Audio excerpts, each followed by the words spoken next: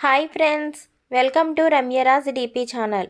ముందుగా మా ఛానల్ని చూస్తున్నట్లయితే ప్లీజ్ లైక్ చేసి సబ్స్క్రైబ్ చేసి పక్కనే ఉన్న గంట సింబల్ని క్లిక్ చేయగానే మేము పెట్టే ప్రతి నోటిఫికేషన్ ముందుగా మీకు వస్తుంది. ఈరోజు టాపిక్ శ్రీహరివంశం పురాణం 2వ అధ్యాయం గురించి తెలుసుకుందాం. వ్రత విధానం, దాని ఫలము. తరువాత వైశంపాయనుడు 9 రోజులు చేయు వ్రతమును ఈ విధముగా చెప్పాడు. ఈ 9 రోజుల వ్రతము సాధారణంగా చాలామంది సహాయం ఉంటేనే సాధ్యమవుతుంది.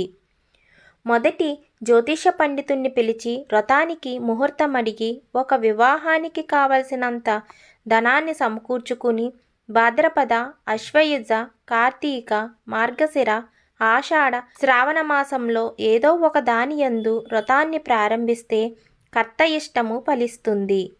పనియందు ఉత్సాహము కలవారిని సహాయంగా పెట్టుకోవాలి. ఇక్కడ కథ వినిపించబడుతుంది. సకుటుంబంగా అందరూ రావాల్సింది అని ప్రతి దేశానికి ప్రయత్నపూర్వకంగా వార్త పంపాలి.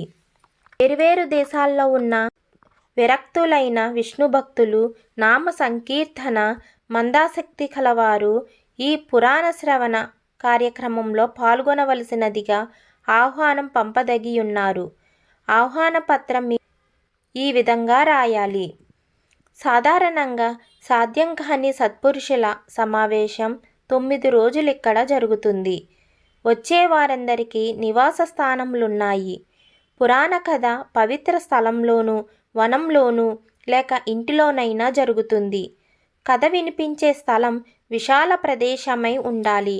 ఆ స్థలాన్ని ఊడ్చి, నీళ్లు చల్లి, అలికి, ముగ్గులు పెట్టి అలంకరించాలి. ఇంటిలో సామానులన్నిటినీ ఒక మూల సర్ది పెట్టాలి. కథ వినిపించడానికి ఒక ఎత్తైన మండపం తయారు చేయించాలి. ఈ మండపం అరటి స్తంభాలతో అలంకరించాలి. పండ్లు, పువ్వులు, ఆకులతోనూ చాందినితో ప్రకాశింపచేయాలి. తోరణములతో ప్రకాశించు జెండాలు కట్టాలి. పైన 7 లోకాలు, క్రింద 7 లోకాలు కల్పించాలి. వాటిలో వైరాగ్యం గల బ్రాహ్మణులను కూర్చొనబెట్టాలి. వారికి ఉత్తమమైన ఆసనాలు ఏర్పరచాలి.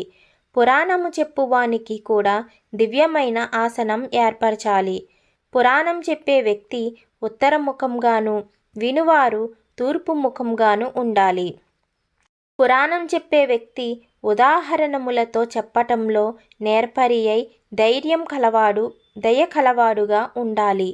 వేదము యొక్క, వేదాంతము యొక్క తత్వం తెలిసిన బ్రహ్మవాదులైన గురువులు ఉపదేశిస్తే వెంటనే ఫలిస్తుంది.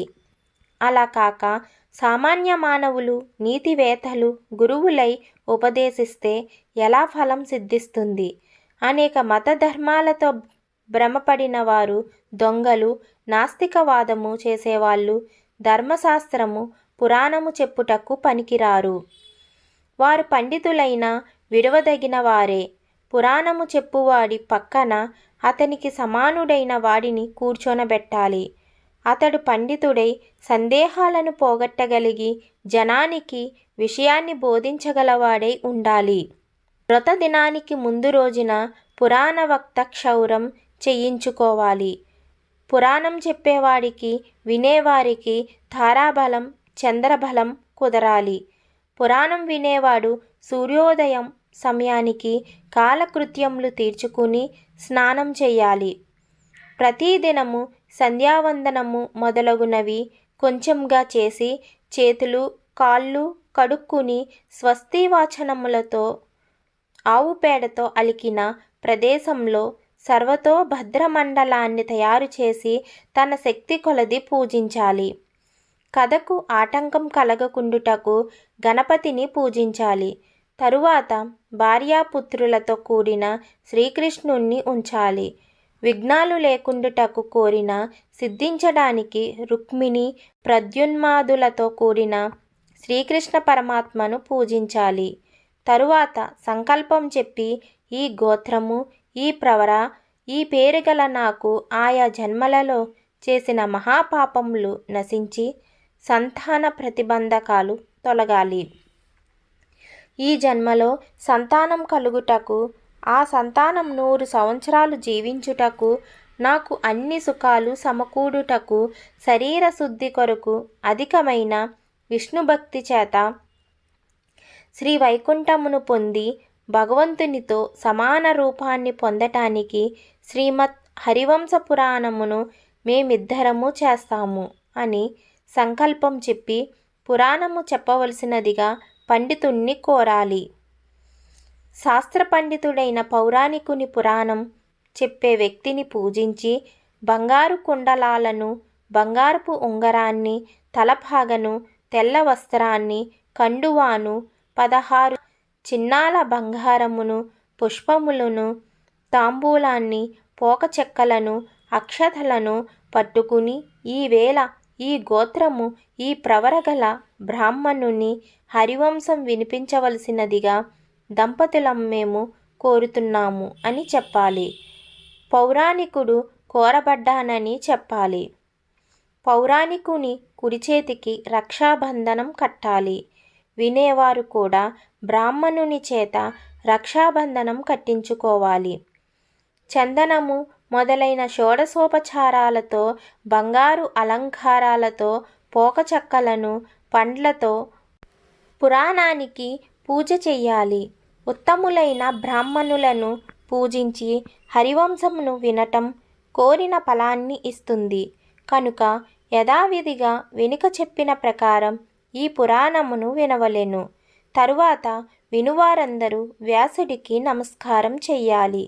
ఆ సమయంలో యజమాని ఇలా చెప్పాలి: అన్ని శాస్త్రాలు తెలిసి బ్రహ్మ, విష్ణు, శివ స్వరూపుడైన సత్యవతి పుత్రుడగు ఓ వ్యాస భగవానుడా, నీకు నమస్కరిస్తున్నాను.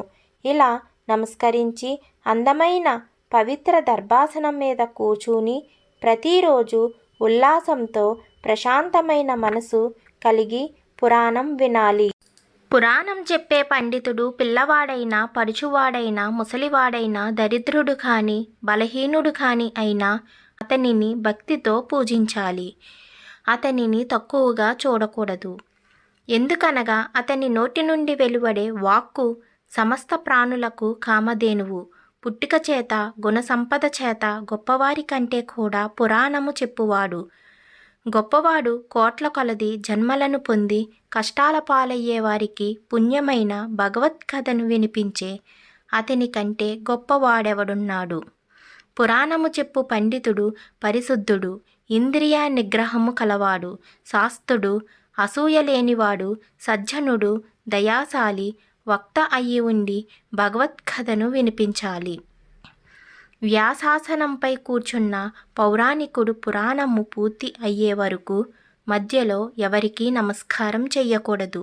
పొగరబోతులు, చెడు నడవడి కలవారు, ఇతరులను జయించాలని కోరువారు, కుటిలమైన ప్రవర్తన కలవారు పురాణ కథ వినుకుండునట్లు చెయ్యాలి.